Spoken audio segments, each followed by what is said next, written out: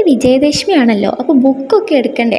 അപ്പോൾ കുറച്ച് നേരത്തെ എണീക്കാമെന്ന് വിചാരിച്ച് നോക്കുമ്പോൾ ചെറുതായിട്ടൊന്ന് ഉറങ്ങിപ്പോയി, ക്ലാസ് ഇല്ലല്ലോ അതുകൊണ്ടാണ്. അപ്പോൾ വേഗം എണീച്ച് ഒരു കുളിയും പാസ്സാക്കി ചോറിന് വെള്ളത്തിലിട്ട് പിന്നെ ഒന്ന് മുത്താറ് കഴിഞ്ഞിട്ടു രാവിലെ ബ്രേക്ക്ഫാസ്റ്റ്.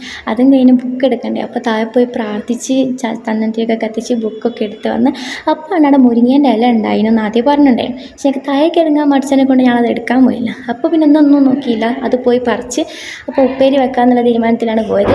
അപ്പോൾ ബുക്ക് എടുത്ത് വന്നാൽ പിന്നെ വായിക്കണമല്ലോ, അതൊരു ചടങ്ങാണല്ലോ. അപ്പോൾ ഇതൊന്നും നോക്കിയില്ല, ബുക്കൊക്കെ ഒന്ന് വായിച്ചു. പെയിൻ്റ് ഉണ്ടായിരുന്നു, അപ്പോൾ ഒരു ചിത്രമൊക്കെ വരച്ച് ബുക്കൊക്കെ എടുത്ത് വായിച്ച് ഒന്ന് എഴുതി നോക്കി. ഒക്കെ ഓക്കെയാണ്, കുഴപ്പമൊന്നുമില്ല.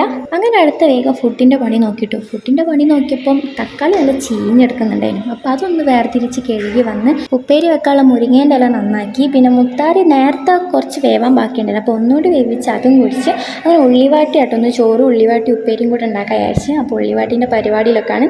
അപ്പം ഉള്ളിവാട്ടിയും ചീരപ്പുരി നല്ല രസം ഉണ്ടായിരുന്നു കേട്ടോ, അടിപൊളിയാണ്.